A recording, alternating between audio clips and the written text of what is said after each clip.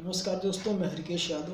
प्यारे मित्रों, आज मैं आप सभी लोगों को लॉर्ड मैकाले का जो मिनट्स यानी विवरण पत्र है जो 1935 में आया था उसके विषय में कुछ आपको और मैं बता देता हूँ। तो प्यारे मित्रों, सबसे बड़ी बात है कि मैकाले के मिनट्स के आधार पर 1835 का अंग्रेज़ों का शिक्षण अधिनियम पारित किया गया।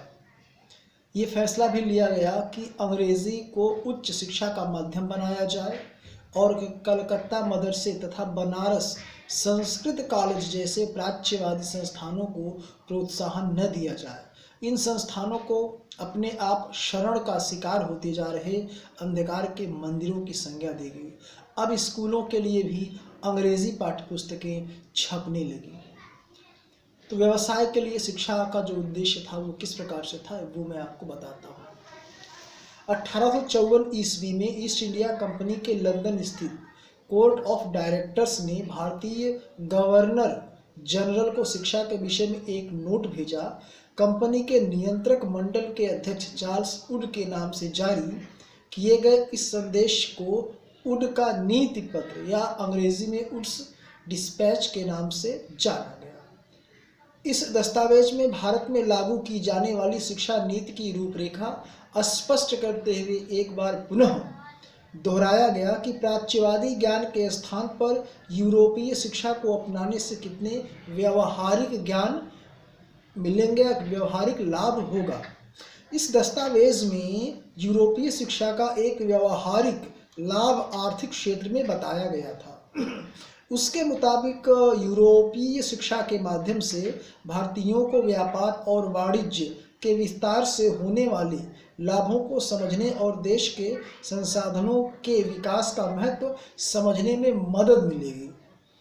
यदि उन्हें यूरोपीय जीवन शैली से अवगत कराया गया तो उनकी रुचियों और आकांक्षाओं में भी बदलाव आएगा और ब्रिटिश वस्तुओं की मांग पैदा होगी, क्योंकि तब यहाँ के लोग यूरोप में बनी चीज़ों को अपनाना और ख़रीदना पसंद करेंगे।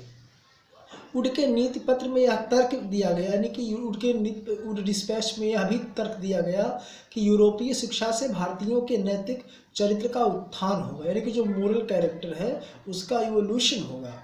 इससे ज़्यादा सत्यवादी और ईमानदार वे बन जाएंगे और फलस्वरूप कंपनी के पास भरोसेमंद कर्मचारियों की कमी भी न रहेगी।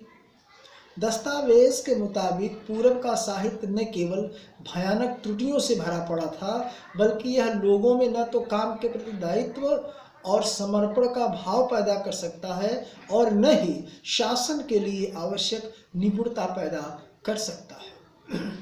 1854 के नीति पत्र के बाद अंग्रेजों ने अहम कदम उठाए।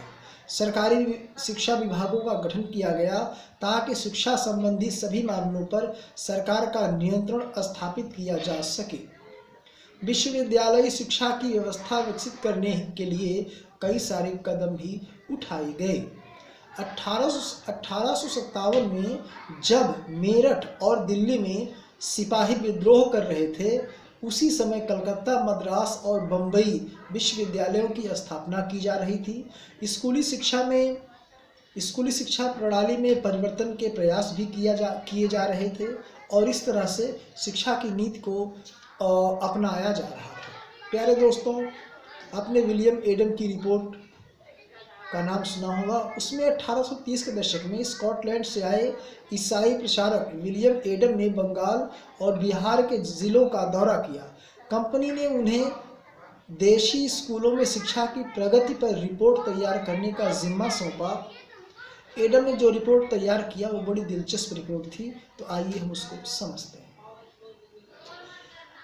एडम ने पाया कि बंगाल और बिहार में 1 लाख से ज़्यादा पाठशालाएं हैं। ये बहुत छोटे छोटे केंद्र थे जिनमें आमतौर पर 20 से ज़्यादा विद्यार्थी नहीं होते थे। फिर भी इन पाठशालाओं में पढ़ने वालों बच्चों की कुल संख्या काफ़ी बड़ी थी, यानी 20 लाख से भी ज़्यादा थी। ये पाठशालाएं संपन्न लोगों या स्थानीय समुदाय द्वारा चलाई जा रही थीं। कई पाठशालाएं स्वयं गुरुओं द्वारा ही प्रारंभ की गई थी। शिक्षा का तरीका काफ़ी लचीला था। आज आप जिन चीज़ों की स्कूलों से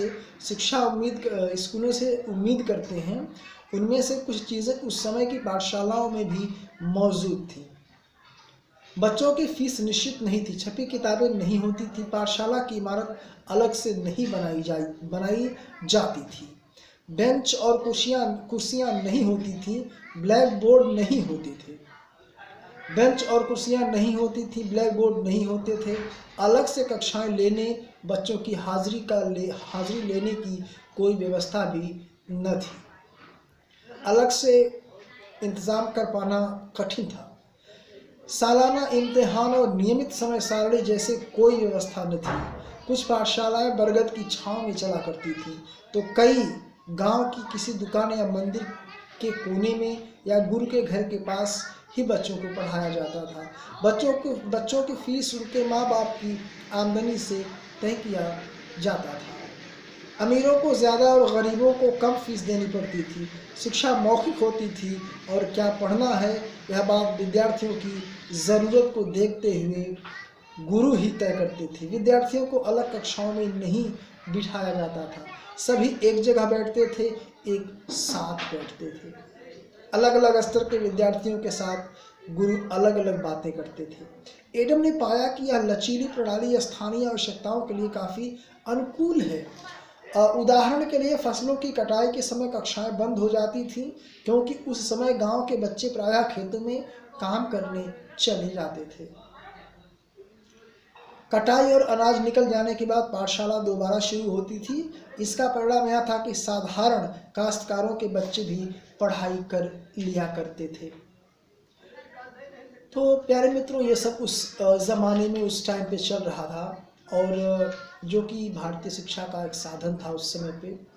और सबसे बड़ी बात है कि जो प्राच्यवादी विचारधारा के समर्थक थे, प्राच्यवादी किसको कहते हैं? ओरिएंटलिस्ट जो होते हैं उनको प्राच्यवादी कहते हैं। जैसे एशिया की भाषा और संस्कृति का गहन अध्ययन करने वालों को प्राच्यवादी कहते हैं। यानी कि एशिया की जो भाषाएं हैं, एशिया की जो संस्कृति है, एशिया का जो साहित्य है, उसका समर्थन करने वाले, उसका अध्ययन करने वाले लोगों को प्राच्यवादी कहा जाता है।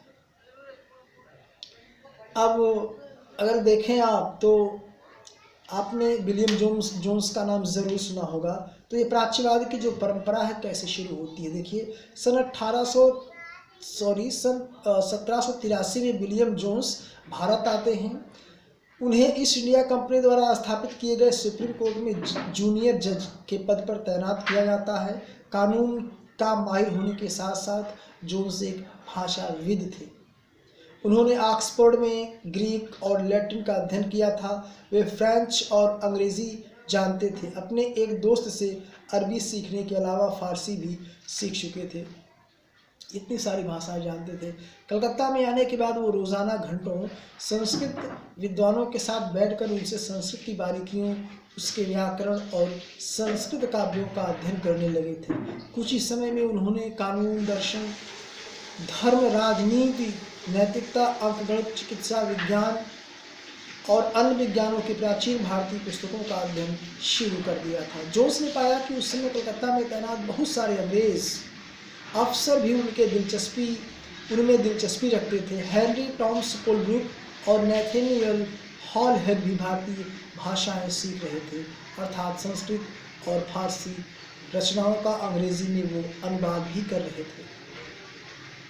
इन लोगों के साथ मिलकर जोन्स ने एशियाटिक सोसाइटी ऑफ बंगाल का गठन किया और एशियाटिक रिसर्च नामक शोध पत्रिका का प्रकाशन भी किया। और ये 1791 में स्थापित की गई एशियाटिक सोसाइटी। जोन्स और कोलब्रुक भारत के प्रति एक खास रवैया अपनाते थे। वे भारत और पश्चिम दोनों की प्राचीन संस्कृतियों के प्रति गहरा आदर भाव रखते थे। तो ये सब चीज़ें हैं दोस्तों। और 1781 में अरबी, फारसी और इस्लामी कानून के अध्ययन को बढ़ावा देने के लिए कलकत्ता में एक मदरसा खोला गया और 1791 में बनारस में हिंदू कॉलेज की स्थापना की गई ताकि वहाँ प्राचीन संस्कृत ग्रंथों की शिक्षा दी जा सके और देश का शासन चलाने में भी काफ़ी मदद मिल सके। परंतु कंपनी के सभी अफसर इन विचारों से सहमत नहीं थे। इनमें से बहुत सारे प्राच्यवादियों के कटु आलोचक भी थे। यानी कि जो विलियम जोन्स या उनके जो साथी थे, जिस विचारधारा को समर्थन देते थे, अन्य उनके ऑफिसर्स कंपनी के नहीं दिया करते थे, वो इसकी कड़ी आलोचना करते थे। इसके बाद लॉर्ड मैकाले आते हैं दोस्तों, आप तो जानते हैं कि उन्होंने क्या क्या किया, और बिल्कुल उन्होंने भारतीय साहित्य को जो है एकदम तुच्छ बता दिया, बहुत ट्रिवियल काइंड का बता दिया, और इसकी बहुत कड़ी आलोचना की, बहुत भर्त्सना की, और उन्होंने अपनी संस्कृति, अपनी भाषा और अपने साहित्य को बहुत ऊंचा स्थान दिया और उसे ऊंचा बताया। भारतीय या प्राच्य संस्कृति को उन्होंने खोखला कहा, उन्होंने कहा कि ये अवैज्ञानिक है, अतार्किक है, और उन्होंने अंग्रेजी साहित्य, विज्ञान या जो भी चीज़ें थी उसको बताया कि वो वैज्ञानिक है। इसी से जो है इनका भला हो सकता है, भारतीयों का भला हो सकता है। तो ये सारे प्रेजुडिसेस या कहने की पूर्वाग्रह थे लॉर्ड मैकाले के, और उसने अंग्रेजी शिक्षा थोप दी, और क्या हुआ आप सभी लोग जानते हैं दोस्तों। आज हमारी शिक्षा किन किन मुसीबतों से गुजर रही है आप सभी लोग जानते हैं। तो बेहतर कदम उठाया जाए और हमारी संस्कृति, हमारी सभ्यता, हमारे काव्य को ऊंचाई प्रदान की जाए, ताकि हम और आने वाली पीढ़ियाँ, जनरेशन्स, जो कमिंग जनरेशन्स हैं, वो इस पर नाश कर सकें। ठीक है दोस्तों, आप सभी लोगों को मेरा अर्थात हरकेश यादव का नमस्कार।